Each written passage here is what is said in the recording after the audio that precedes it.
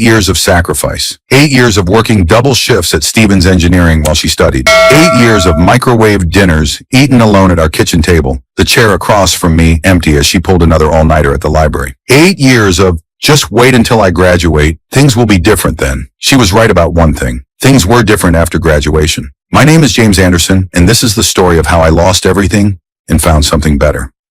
The morning of Rebecca's graduation, I woke before the alarm, excitement coursing through my veins. This was it. The day we'd been working toward for 8 long years.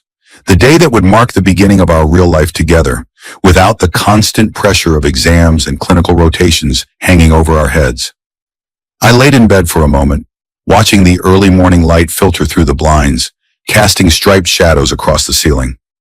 Rebecca's side of the bed was empty, as usual. She'd spent the night at the hospital finishing her final rotation. But tonight, she'd be Dr. Rebecca Anderson.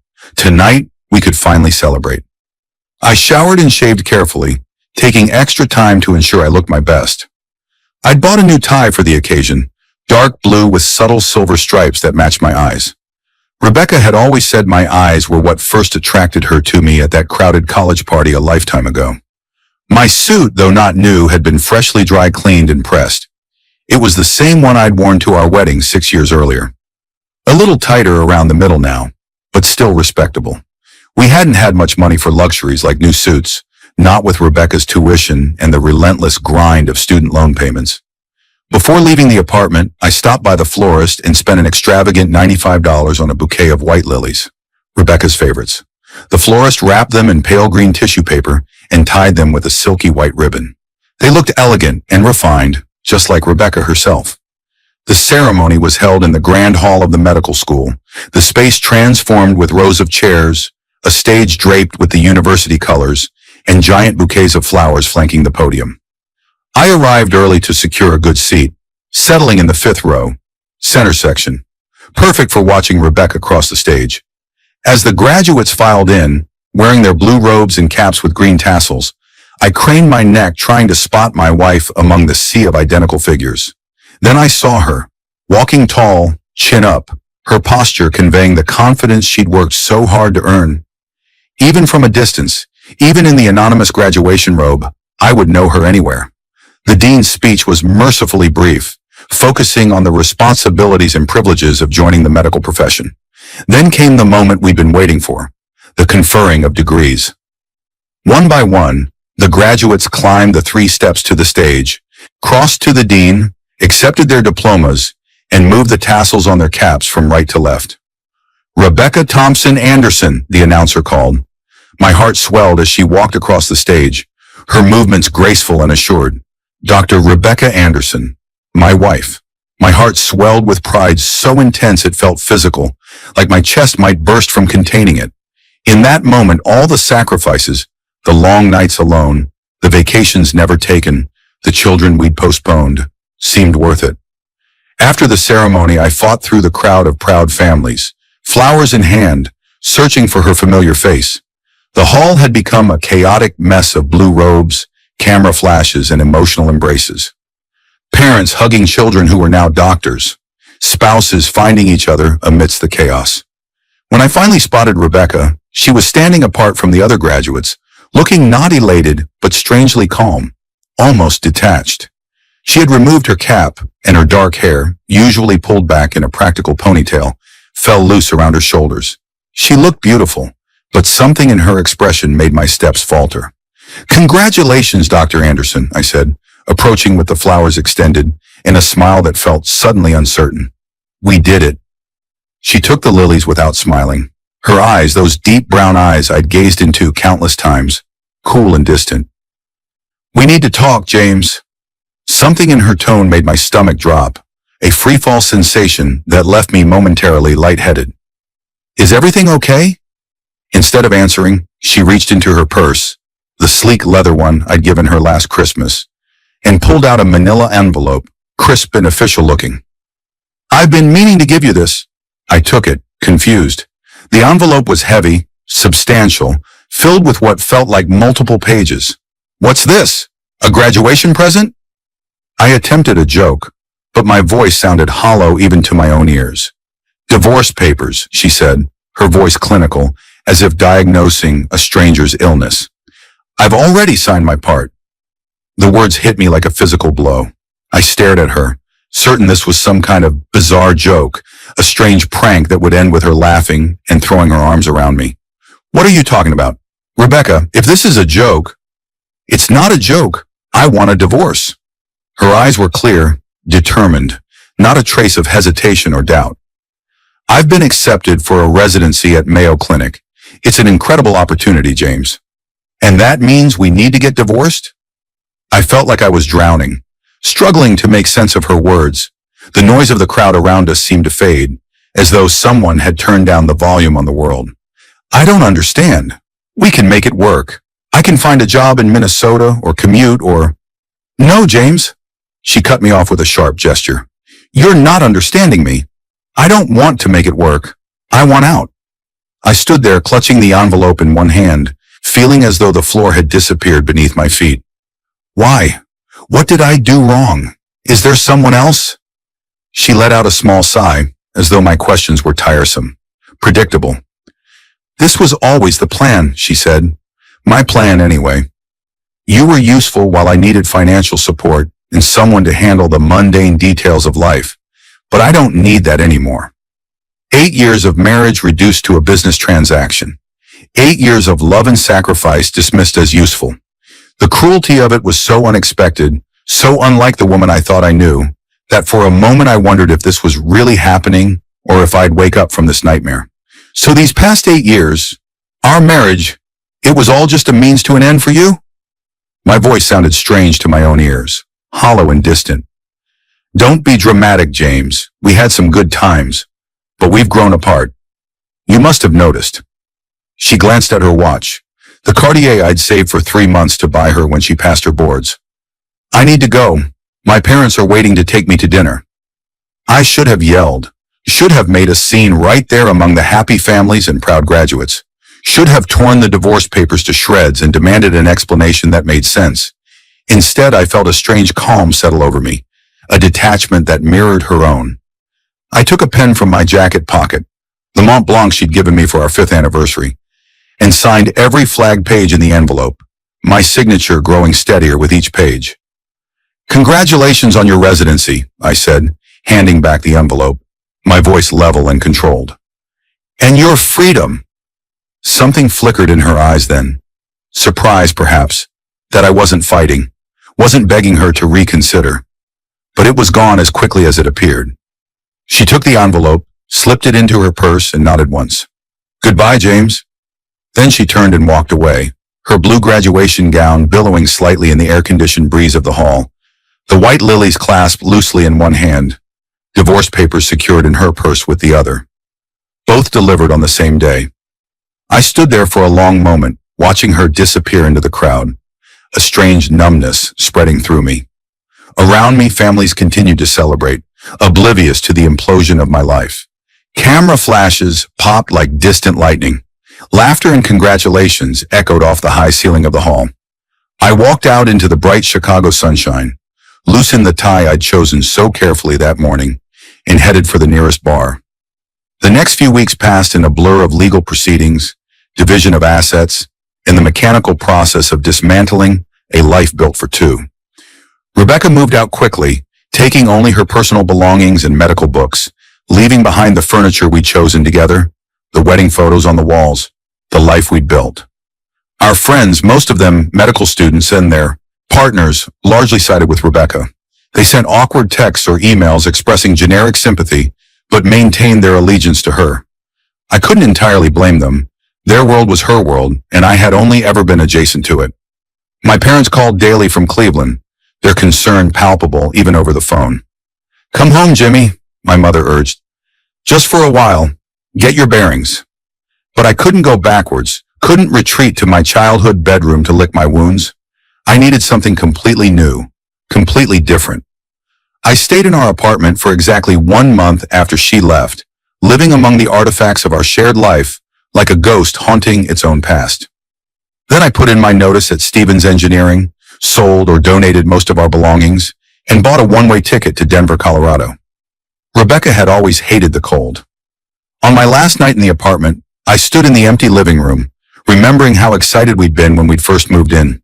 It was our first place that wasn't a cramped student apartment, the first place where we could actually paint the walls and hang pictures. Rebecca had insisted on the slightly more expensive unit because of the large windows and natural light. For studying, she'd said. I wonder now if she was already planning her exit strategy even then, if every decision was calculated toward her ultimate goal of independence. I wonder how many of our moments together were genuine, and how many were simply part of a performance she maintained until it was no longer necessary. I slept on the floor that night, using my rolled-up coat as a pillow, and left the keys on the kitchen counter the next morning without a backward glance. Boulder welcomed me with mountain air and anonymity. Nobody knew me there as Rebecca's husband, or the guy who was dumped at his wife's graduation. I was just James, the new guy from Chicago, with engineering experience and a knack for problem solving. I found a modest apartment with a view of the Flatirons and a job at Summit Development, a firm specializing in sustainable building projects. The salary was less than I'd made in Chicago, but so was the cost of living, and for the first time in nearly a decade, I was supporting only myself. My neighbor, a laid-back guy named Mike who worked as a wilderness guide, became my first friend in Boulder. He lived across the hall, a bearded, perpetually tanned man in his mid-30s, with an infectious laugh and an endless supply of local craft beer. "So what brings you to Boulder?" he asked one evening as we sat on my small balcony, watching the sunset paint the Flatirons in shades of golden pink. "Fresh start," I said, taking a sip of the IPA he'd brought over. "Got divorced recently." "That's rough, man." His tone was sympathetic without being pitying. "Recent as in 3 months ago." He raised his eyebrows. "That is recent. Mind if I ask what happened?"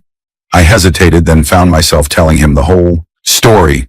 The medical school years, the graduation day ambush, the clinical way Rebecca had ended our marriage.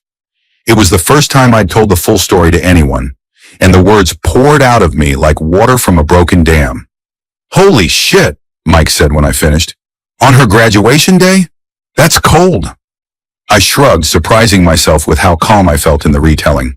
"She's always been efficient." Mike laughed, but there was sympathy in his eyes. "Well, her loss is Boulder's gain. And trust me, there are plenty of single women in this town who'd appreciate a guy who doesn't bail when things get tough." I smiled but shook my head. "I'm not looking for a relationship." "Who said anything about a relationship? I'm talking about having some fun. When was the last time you did that?" I couldn't remember. Fun had been a scarce commodity in the final years of my marriage, always postponed in favor of Rebecca's study schedule or hospital rotations. "That's what I thought," Mike said, seeing my expression. "This Saturday, we're going hiking, and then to a cookout at my friend Sarah's place. No excuses. You're coming." The hike was brutal for my city-conditioned body, but the view from the summit was worth every burning muscle and labored breath. Standing at the top of Bear Peak, looking out over the vast expanse of mountains and sky, I felt something inside me begin to loosen, a knot of tension I hadn't even realized I was carrying. And the cookout afterward was exactly what I needed. Casual, relaxed, full of people who knew nothing about my past and cared only about whether I preferred my burger medium or well done. I met firefighters and teachers, software engineers and yoga instructors, all of them drawn to Boulder for its combination of natural beauty and progressive culture. No one asked probing questions about my past or my marriage. No one looked at me with pity or judgment. I was just another transplant in a city full of them. Another person who'd come to the mountains seeking something. Renewal, reinvention, escape, or just a better view. For the first time since Rebecca had handed me those divorce papers, I felt like I could breathe again. 6 months into my new life in Colorado, the first email from Rebecca arrived. "James, I hope this finds you well. It took some effort to track down your new email address. You certainly didn't make it easy to find you. I'm settling into my residency at Mayo. The hours are brutal as expected, but the work is rewarding. Sometimes I think about how quiet my apartment is compared to when we lived together. No jazz music at all hours, no football games on Sunday afternoons. I've been thinking a lot about how things ended between us. I was unnecessarily harsh. Medical school takes a psychological toll that's difficult to explain to anyone who hasn't experienced it. But that's no excuse for how I treated you. You deserve better, especially after everything you did to support me. Would it be possible to talk sometime? Just to clear the air. Rebecca. I read it 3 times, each reading sparking a different emotion: anger, vindication, confusion. Was this genuine remorse or just Rebecca's attempt to alleviate her own guilt? And why now, 6 months later? The familiar jazz comment particularly rankled. She'd always complained about my music, claiming it distracted her from studying. Now she missed it? The audacity was almost impressive. I closed my laptop without replying and went for a 10-mile run in the foothills, pushing myself until my lungs burned and my legs trembled. The physical discomfort providing a welcome distraction from the emotional turmoil her email had stirred up. When I returned, sweaty but clear-headed, I wrote back, Rebecca, I'm doing well in Boulder. New job, new state, new life. I'm glad your residency is going well. You worked hard for it. As for clearing the air, I think it's already clear. You made a decision that was right for you, and I've made peace with it. There's nothing left to discuss. Take care, James Short. Civil. Final. Or so I thought. The emails continued sporadically over the next few months. Updates about her residency, questions about my new life, reminiscences about our early days together. Each one more personal than the last. Do you remember that weekend in Michigan when it rained the entire time, and we stayed in that little bed and breakfast, making love and reading to each other? I was thinking about that recently. I drove past our old coffee shop yesterday, the one where we used to study on Sunday mornings. They still make that cinnamon latte you loved, but it doesn't taste the same somehow. My colleague's husband surprised her with tickets to Paris for their anniversary. Remember how we always talked about going someday? I wonder what it would have been like. I responded minimally when a direct question was asked, but otherwise kept my replies brief and impersonal. I was rebuilding my life brick by careful brick and couldn't risk her bulldozing through my progress. But each email was like a small earthquake, destabilizing the foundations I was trying to establish. Then came the phone call. It was just after midnight on a Tuesday when my phone rang with a Minnesota area code. Hello? I answered, already knowing who it was. James. Her voice was slurred. I miss you. You're drunk, Rebecca. I lost a patient today. First one, 22-year-old with a ruptured appendix. We did everything right, but he went septic so fast. She was crying now, her words punctuated by small gasps for air. And all I could think was that I wanted to come home and have you hold me. But you're not there, and it's my fault, and I don't know how to do this without you. I sat up in bed, turning on the lamp, suddenly wide awake. The old James would have booked the next flight to Rochester. The old James would have rushed to comfort her, to be her emotional support, to put his life on pause for hers. But the old James died the day she handed him those divorce papers. I'm sorry about your patient, I said quietly. That must be incredibly difficult. But you need to call someone else, Rebecca. I can't be that person for you anymore. I heard her breath catch. James. Goodbye, Rebecca. I hung up and turned off my phone, then sat on my balcony until dawn, watching the stars disappear one by one as the sky lightened from black to indigo to pale blue. The mountains emerged slowly from the darkness, solid and immutable. A reminder that some things endure even as others fall away. When I finally went back inside, I felt different somehow, as though something inside me had shifted during those quiet hours under the stars. The anger I'd been carrying, the hurt that had driven me across the country, it wasn't gone exactly, but it had changed form, becoming something less consuming, less defining. I turned my phone back on to find 3 missed calls from Rebecca and a voicemail I didn't listen to. Instead, I blocked her number and went about my day, focusing on the life I was building rather than the one I'd left behind. Life in Boulder continued. I was promoted to senior project manager at Summit Development. I joined a rock climbing club, surprising myself with how quickly I took to the sport, the physical and mental challenge of it providing a perfect outlet for my restless energy. I dated occasionally. Nothing serious, just coffee or dinner with women who had their own lives and ambitions. It was refreshing to have conversations that didn't revolve around hospital schedules or medical boards. You're different, Mike observed one evening as we hiked down from a sunset climb.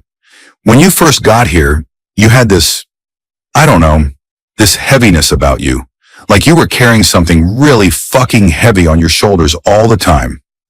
And now, he grinned, now you're almost as chill as a real Coloradan. Almost. I laughed. High praise coming from you. Seriously though, whatever you're doing, it's working. What I was doing was simple. I was living in the present, not dwelling on the past, not anxiously anticipating the future, just fully engaging with each day as it came. It wasn't always easy. There were still nights when I woke from dreams of Rebecca, still moments when a particular song or smell would trigger a cascade of memories. But those instances were becoming less frequent, less intense. Almost a year to the day after Rebecca's graduation, I received a package at my office. No return address, just my name in familiar handwriting. Inside was a small wooden box I recognized. It had belonged to my grandfather, a place where he kept his military medals. I'd thought it was lost in the move. Inside the box was a letter and my wedding ring. James, I found this while cleaning out some boxes. I thought you might want it back. I'm completing my first year of residency, and it's everything I thought I wanted. The work is challenging. My colleagues are brilliant, and I'm learning more than I ever thought possible. But at the end of each day, I come home to an empty apartment and realize that success means nothing without someone to share it with. I thought freedom from our marriage would be the final piece of my perfect life. Instead, it left a hole I can't seem to fill. I'm not asking for reconciliation. I don't have that right. But I wanted you to know that not a day goes by that I don't regret what I did to us. Take care, Rebecca. I closed the box, slipped it into my desk drawer, and continued with my day. But that night, I took out the ring and held it, feeling its weight, physically light but emotionally heavy. The simple platinum band represented so much. Promises made and broken, dreams deferred and abandoned, a future that had once seemed certain and now existed only as a fading possibility. The next day, I sold it to a jewelry store downtown and used the money as a down payment on a mountain bike. Some chapters need to stay closed. You sure you're not interested in grabbing dinner after the client meeting tomorrow? Olivia asked, leaning against my office doorway. Olivia Wells was Summit's marketing director, intelligent, capable, and refreshingly straightforward. With her auburn hair, green eyes, and no-nonsense attitude, she was the kind of woman who commanded attention without seeking it. Can't tomorrow, I said, organizing notes for our presentation. I've got plans. Hot date? She teased, a slight smile playing at the corners of her mouth. I laughed. Hardly. I'm meeting with a potential business partner, thinking about starting my own development firm. Her eyebrows shot up, genuine surprise replacing the teasing expression. Seriously? You're leaving Summit? Nothing's decided yet, I said, leaning back in my chair. Just exploring options. The truth was, I'd been thinking about it for months. Boulder's housing market was booming, and I'd spotted a niche for sustainable, mid-range developments. I had the experience, the local connections, and enough savings for initial capital. After spending so many years supporting someone else's dream, the thought of pursuing my own was both exhilarating and terrifying. Well, when you're ready to announce, let me know, Olivia said. I know some people who might be interested in jumping ship with you. She winked and left, her perfume lingering in the doorway, something subtle with notes of vanilla and amber. My phone buzzed with a text from Mike. She's definitely into you, man. I rolled my eyes. Mike had appointed himself my unofficial dating coach, despite having zero qualifications for the role beyond a seemingly endless stream of casual girlfriends. Professional relationship only, I texted back. Bullshit, came the immediate response. She brings you coffee every morning with that fancy oat milk you like. I put my phone away without responding. Olivia was attractive and intelligent, sure, but mixing business and pleasure seemed like asking for trouble. Besides, I wasn't looking for complicated. My life had been complicated enough. The client meeting went well, our proposal for a sustainable office complex receiving enthusiastic support from the investors. Afterward, I met with Marcus Reeves, a former colleague from Chicago who'd moved to Denver a few years earlier.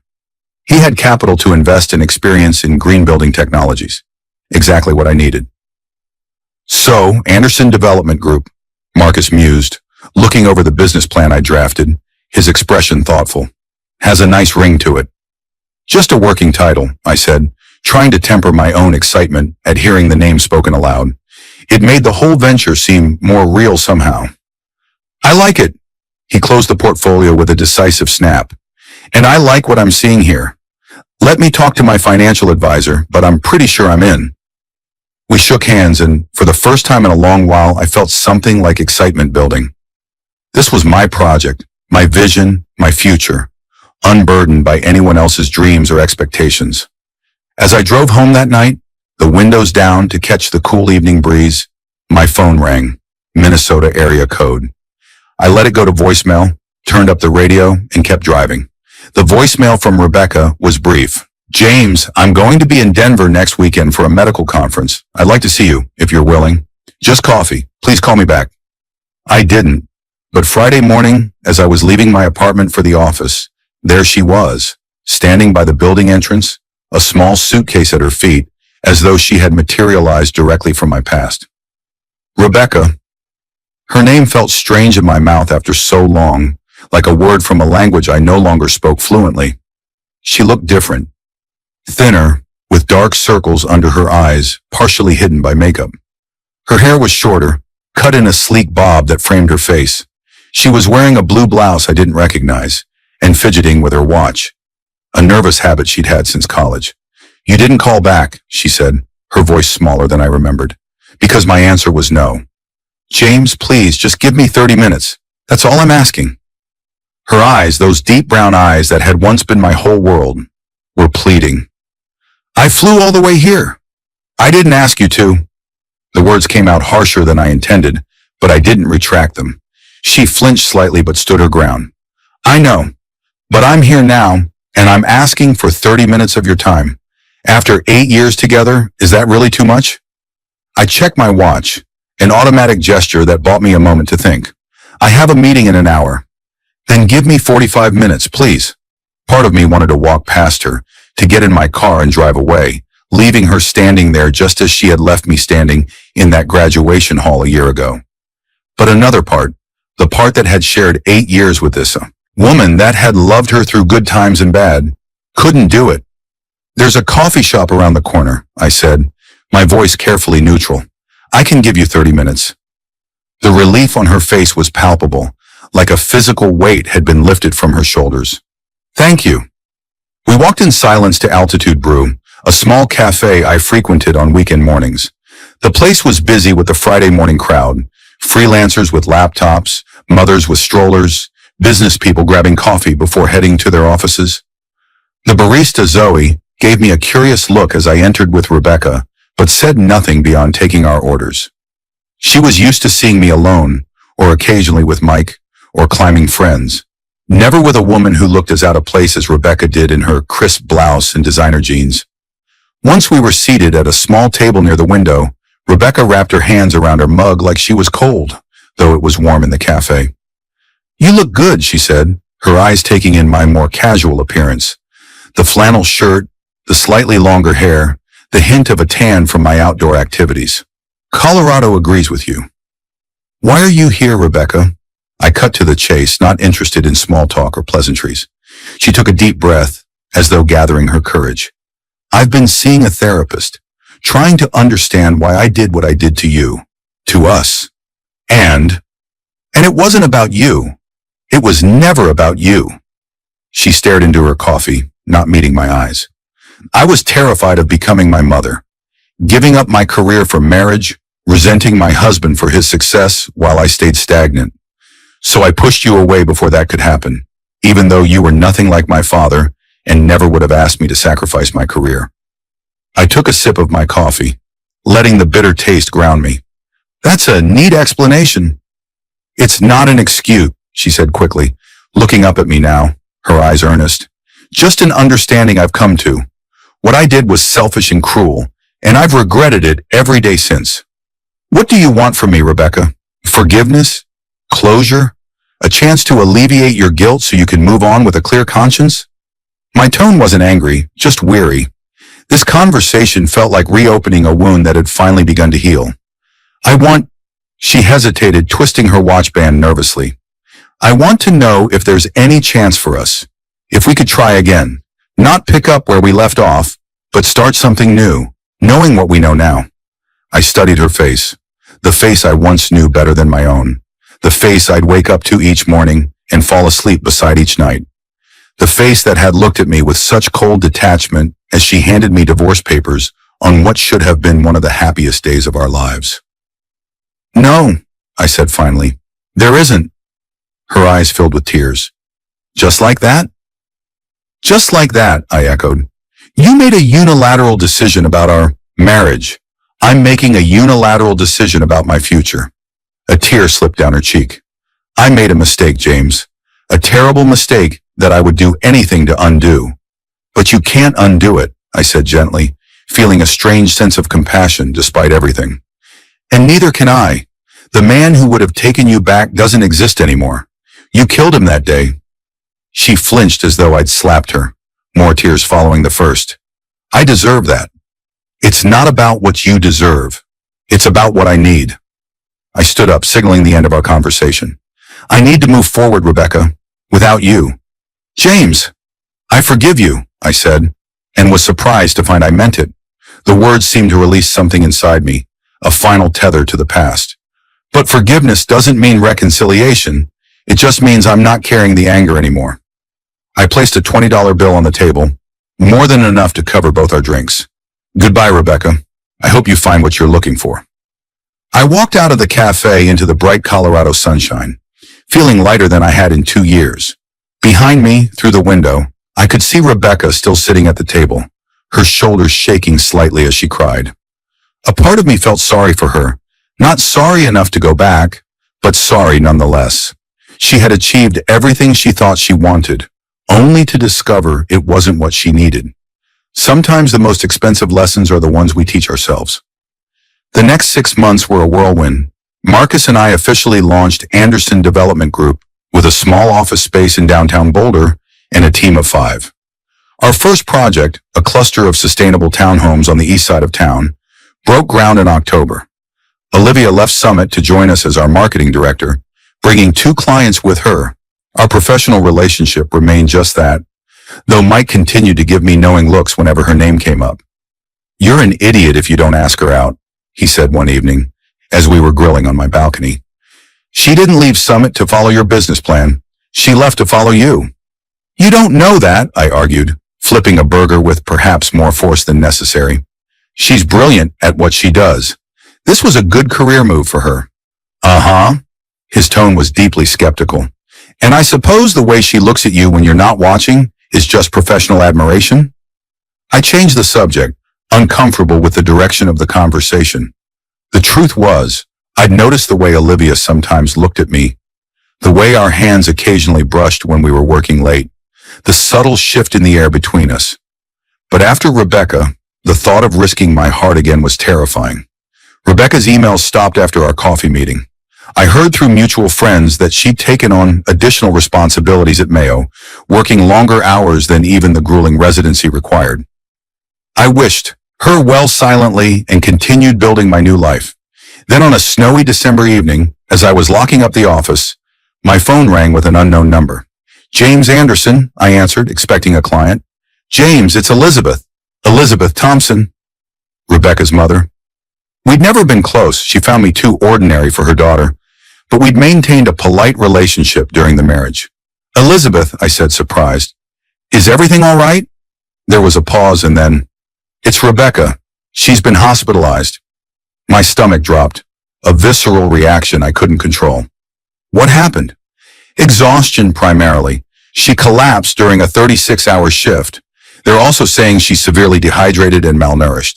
And," she hesitated as though unsure how much to reveal, "they're concerned about signs of depression."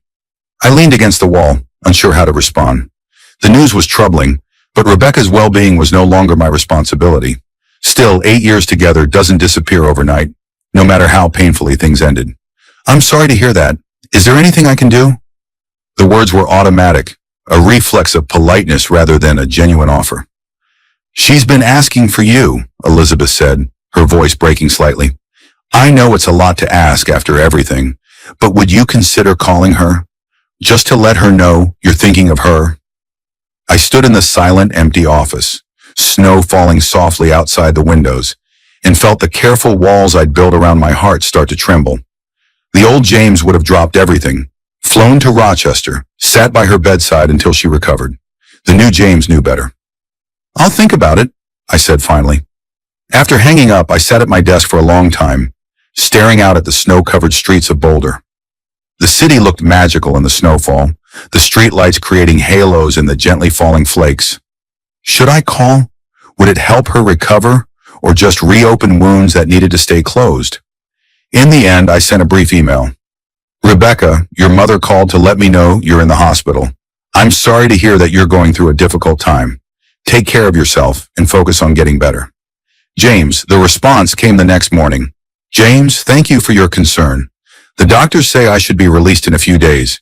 It seems my body finally rebelled against the 100-hour work weeks. I read about your development company online. The sustainable townhomes look amazing. You always did have an eye for practical beauty. Don't worry about me. I'll be fine. I always am. Rebecca.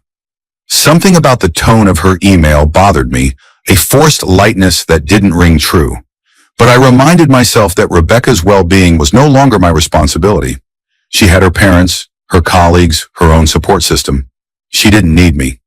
I threw myself back into work, focusing on our next project, an office building that would be entirely powered by renewable energy. The designs were ambitious, pushing the boundaries of what was possible with current technology. But if successful, it would establish Anderson Development Group as a leader in sustainable building practices in Colorado. The holidays came and went. I spent Christmas with Mike and his family in Denver, then returned to Boulder for a quiet New Year's Eve at home. As the clock struck midnight, I stood on my balcony with a glass of whiskey, watching fireworks explode over the city, feeling a strange mix of nostalgia and anticipation. January brought a new project, new challenges, and a subtle shift in my relationship with Olivia. What had been strictly professional began to develop an undercurrent of something more. Lingering glances, conversations that extended beyond work topics, a growing awareness of each other as more than just colleagues. You should ask her out, Marcus said one evening as we were reviewing plans in my office, the rest of the team having gone home hours ago. She's not going to wait around forever. I raised an eyebrow, surprised by his directness. Has she said something to you? He laughed, setting down his coffee cup. She doesn't have to. It's obvious to everyone except you, apparently. Maybe he was right. Maybe it was time to take a chance on something new. The next day I asked Olivia to dinner, not at a client's restaurant, not with the pretext of discussing work, but a real date at a small Italian place in North Boulder. Her smile was answer enough. I thought you'd never ask. Our first date felt surprisingly natural, as if we'd been doing this for years rather than sitting across from each other at a conference table. Olivia wore a green dress that brought out the gold flecks in her hazel eyes, and I found myself relaxing in a way I hadn't with anyone in a long time. Can I ask you something personal? She said as we shared a tiramisu. Sure. Are you really over her? Your ex-wife? The question caught me off guard. What makes you ask that? The way you shut down sometimes when someone mentions Mayo Clinic or medical residencies. The fact that you've kept every email she sent you in a separate folder. The way you were distracted for days after her mother called. I stared at her. How do you know all that? She smiled slightly. I pay attention, James. It's part of my job to notice details. I considered deflecting, changing the subject, but decided on honesty instead. I'm over the relationship, I said carefully, choosing my words with precision. I have no desire to get back together with Rebecca, but am I completely over the hurt of how it ended? I don't know, maybe not entirely. Olivia nodded, her expression thoughtful rather than troubled. That's fair. I appreciate the honesty. Does it bother you? It would bother me more if you pretended it didn't affect you at all, she said, setting down her fork. Past relationships shape us, for better or worse. I just needed to know where I stand. You stand right here, I said, reaching across the table to take her hand. Her skin was warm against mine, her fingers interlacing with my own in a gesture that felt both casual and significant. In the present, where I want to be too. Her smile returned, warming me more than the wine had. Good answer. We dated through the winter and into spring, taking things slowly, both of us cautious after previous relationships that had ended badly. Olivia had been engaged once to a man who cheated on her with a colleague. We both carried our scars, but somehow They made us more compatible rather than less. In April, as we were hiking one of the trails in Chautauqua Park, the wildflowers just beginning to peek through the earth, my phone buzzed with an incoming text. Unknown number, but with a Minnesota area code. James, it's Rebecca. I heard through mutual friends that you're dating someone. I'm happy for you. Really? I stared at the text, a strange mix of emotions washing over me. I hadn't heard from Rebecca since her brief hospital stay in December. How had she found out about Olivia? And why was she reaching out now? Bad news? Olivia asked, noticing my expression as she paused on the trail ahead of me. No, I said, putting the phone back in my pocket without responding. Nothing important. But that night, after Olivia had gone home, I found myself thinking about Rebecca. Was she really doing better? Had she learned from her collapse? Or was she pushing herself just as hard? It shouldn't matter to me, and yet somehow it did. I took out my phone and typed a response. Thanks, Rebecca. I hope you're taking better care of yourself these days. The reply came almost immediately, suggesting she'd been waiting for my response. Trying to. The hospital mandated counseling after my episode. Turns out being a workaholic is just another form of self-destruction. I hesitated, then wrote, That sounds like a healthy perspective. I'm glad you're getting help. Me too, she responded, though I'd rather not have had a complete breakdown to get there. We exchanged a few more texts, keeping the conversation light and impersonal. It felt strange, this new dynamic between us. Not friends exactly, but not entirely strangers either. Before going to sleep, I received one final text from her. I really am happy for you, James. You deserve someone who sees your worth. I just wish I had seen it when I had the chance. I didn't reply. Summer arrived with long, sunny days and warm evenings, perfect for outdoor dining. Anderson Development Group was thriving, with our first project completed and sold out, and 2 more under construction. Olivia and I were growing closer, spending most of our free time together. One evening in July, as we were having dinner on the patio of a new restaurant downtown, Olivia brought up a topic we'd been dancing around for weeks. My lease is up at the end of August, she said, twirling pasta around her fork. I've been thinking about my options. Such as? I asked, though I had a pretty good idea where this was heading. Well, I could renew for another year, but the rent's going up significantly. She took a sip of her wine, her eyes on mine over the rim of the glass. Or I could look for a new place, but the market is insane right now. Or, I prompted. She met my eyes directly. Or I could move in with my boyfriend, if he's interested in that arrangement. I reached across the table to take her hand. He's definitely interested. Her smile lit up her entire face, the kind of unguarded joy that makes everything else fade into the background. Yeah? Yeah. Though fair warning, I'm told I snore when I sleep on my back. She laughed. I know. You fell asleep on the couch last weekend, remember? It wasn't subtle. We spent the rest of dinner discussing logistics, which furniture to keep, which to sell, where her home office would fit in my apartment. It felt natural, this next step, exciting rather than anxiety-inducing. Later that night, as we walked home hand in hand under a sky scattered with stars, I realized I was happy. Not the cautious contentment I'd cultivated after the divorce, but genuine, unguarded happiness. You're quiet, Olivia said, squeezing my hand. Having second thoughts already? I smiled and pulled her closer. Just the opposite. I was thinking how right this feels. She leaned into me, her head resting against my shoulder. It does, doesn't it? We walked the rest of the way in comfortable silence, both lost in thoughts of the future we were building together. The text came on a Tuesday morning in August, as I was reviewing permits for our newest project. James, I thought you should know that I'm leaving Mayo, taking a position at Northwestern Memorial in Chicago, closer to home, more manageable hours. The breakdown was a wake-up call. I stared at the message, surprised. Rebecca had worked so hard to get into Mayo's prestigious residency program. Leaving it seemed out of character, a deviation from the carefully plotted career trajectory she'd always followed. That's a big change, I replied, but sounds like a healthy one. It is, she wrote back, part of my new commitment to balance. Also means I'll be in Chicago next week, clearing out our old storage unit. Anything there you want me to send you? Our old storage unit. I'd forgotten all about it in the chaos of the divorce and my move to Boulder. There wasn't much there that I cared about. Some books, old college furniture, winter clothes I hadn't needed in Colorado's milder climate. Nothing I need, I typed. Feel free to donate or discard whatever's left. Will do. Take care, James. I put my phone down and returned to my work, pushing thoughts of Chicago and storage units and Rebecca out of my mind. That part of my life was over. I was focused on the future now. Anderson Development Group, my relationship with Olivia, the life we were building together.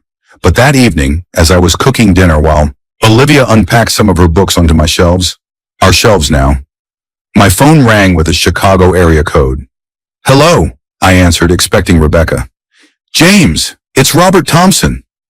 Rebecca's father. We'd barely spoken during the marriage, let alone after the divorce. Robert, I said, surprised, is everything all right? There was a heavy pause before he responded. No, James, it's not. Rebecca's in the hospital again. It's serious this time. My stomach tightened. What happened? They're calling it a severe depressive episode. She was found unresponsive in her apartment by a colleague who came to check on her when she didn't show up for her last day at Mayo. His voice cracked slightly. There were pills involved. They're saying it wasn't exactly a suicide attempt, but it wasn't exactly not one either. I sat down heavily on a kitchen chair. My God, I'm so sorry, Robert. Will she be okay? Physically, yes. They pumped her stomach in time. Mentally, he sighed, the sound heavy with worry. It's going to be a long road. She's agreed to an inpatient treatment program. I don't know what to say. You don't need to say anything. I just thought you should know. He paused again. She had a newspaper clipping with her, an announcement about Anderson Development Group's latest project, with a photo of you and your team. Elizabeth thought that might be significant. I closed my eyes, trying to process what he was telling me. The implication was clear. Rebecca's breakdown was somehow connected to me, to my apparent success and happiness. It was a weight I wasn't sure I wanted to carry. Robert, you don't owe her anything, James, he interrupted. God knows after the way she treated you. I just thought you should know what's happening. After I hung up, I sat at the kitchen table for a long time, dinner forgotten, trying to make sense of my emotions. Shock, sadness, guilt. Though I knew rationally that Rebecca's actions weren't my responsibility. Olivia found me there, still sitting in silence. James, what's wrong? I looked up at her, this woman who had become such an important part of my life, and knew I needed to be honest. That was Rebecca's father. She's in the hospital. Apparently she took pills, though they're not calling it a suicide attempt officially. Olivia's eyes widened. Oh my God, is she going to be okay? Physically, yes. Mentally, I shook my head. They're not sure. She's going into an inpatient program. Olivia sat across from me, reaching for my hand. Her touch was grounding, a reminder of where I was and who I was now. I'm so sorry. That's awful news, no matter what happened between you. Her father said she had a newspaper clipping about Anderson Development Group with her, a photo of our team. I swallowed hard. I can't help but feel somehow responsible. James, look at me. Olivia's voice was firm.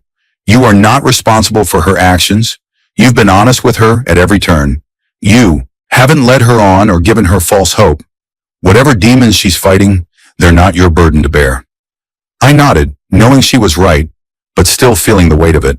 I know. It's just, we were together for 8 years. I can't just turn off caring what happens to her. Of course not. That would make you something less than human. She squeezed my hand. What do you need right now?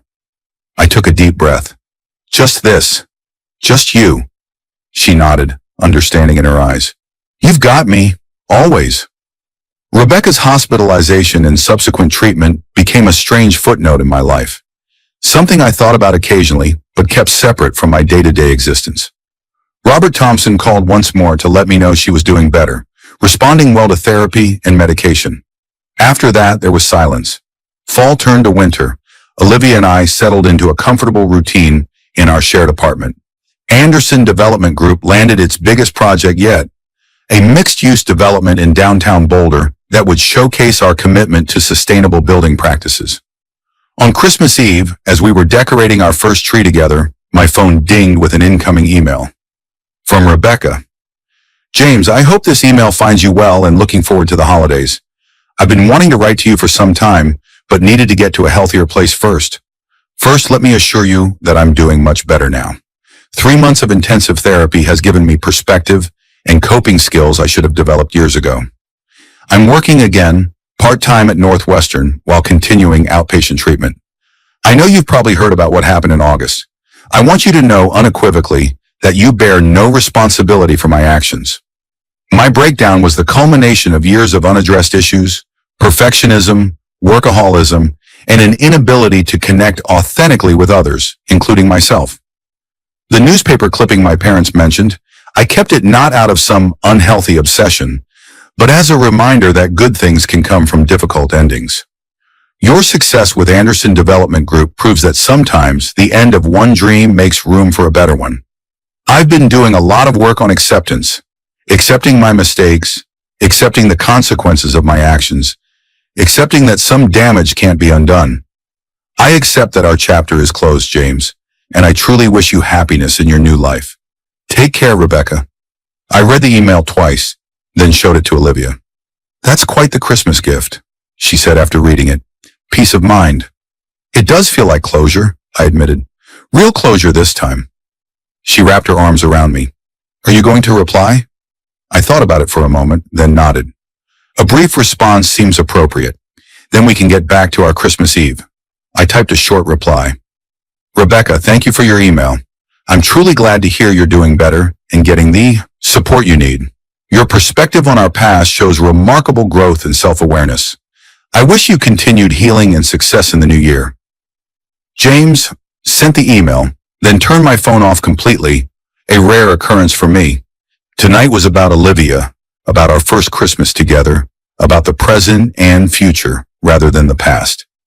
As we finished decorating the tree and settled on the couch with glasses of wine, Olivia curled against my side. I felt a profound sense of peace. The chapter with Rebecca was truly closed now, not just for me, but for her as well. We had both moved forward, found new paths, albeit in very different ways. Penny for your thoughts, Olivia murmured, looking up at me. Just thinking how lucky I am, I said, kissing the top of her head, and how sometimes the worst moments of your life can lead to the best ones, if you let them. She smiled. Pretty profound for Christmas Eve. Must be the wine talking. She laughed and snuggled closer. I love you, James Anderson. I love you too, Olivia Wells. And I did. Completely, without reservation, without comparison to what came before. This was where I belong now. 2 years to the day after Rebecca handed me those divorce papers, I stood on the observation deck of our newest completed project, a 6-story mixed-use building in downtown Boulder. The sun was setting over the mountains, painting the sky in brilliant shades of orange and pink. Olivia stood beside me, her hand in mine, as we took in the view. It's beautiful, she said, gazing out at the mountains. It is, I agreed, but I was looking at her. She caught me staring and smiled. What? Just thinking about how much can change in 2 years. For the better, I hope. Definitely for the better. I reached into my pocket and felt the small velvet box there. I'd been carrying it for weeks, waiting for the right moment. This building represented everything I'd accomplished since starting over. My vision, my hard work, my new beginning. It seemed fitting to take the next step here. Olivia, I began, turning to face her fully. James, she replied, her eyes twinkling, as if she already knew what was coming. I took a deep breath. 2 years ago, I thought my life was over. Everything I'd planned, everything I'd worked for, seemed to disappear overnight. I was lost, angry, unsure if I could ever trust anyone again. Her expression softened. James, let me finish, I said gently. Because what I didn't know then was that sometimes what seems like an ending is actually the beginning of something far better than you could have imagined. I took the box from my pocket and opened it, revealing the simple but elegant ring inside. A platinum band with a small cluster of diamonds that reminded me of stars in the night sky. You came into my life when I least expected it and showed me that there was still joy to be found, still love to be given and received. You believed in me, in my vision, in my capabilities, in my heart, even when I wasn't sure I believed in myself anymore. Her eyes glistened with unshed tears. James, she breathed. I dropped to one knee, holding the ring up to her. Olivia Wells, I love you. Will you marry me? Her smile was radiant. Yes, she said without hesitation. Yes, absolutely, yes. As I slipped the ring onto her finger and stood to embrace her, I thought briefly of Rebecca. Was she healing? Finding her own path forward? I hoped so, sincerely. Then I kissed my fiancée beneath the Colorado sky, fully present in this moment, in this life. The one I never planned, but wouldn't trade for anything. The morning of our wedding dawned clear and crisp, the October air carrying the scent of pine and the faintest hint of snow from the mountains. Through the window of the cabin where I was getting ready, I could see aspen trees glowing golden in the early light, their leaves trembling in the gentle breeze. Mike, my best man, handed me a coffee in a small envelope. Special delivery, came to the front desk this morning. I recognized the handwriting immediately. Rebecca. Inside was a simple card with a mountain scene on the front. The message inside was brief. James, wishing you and Olivia all the happiness in the world on your wedding day. May you build a life together that exceeds all expectations, just as your buildings do. With sincere good wishes, Rebecca.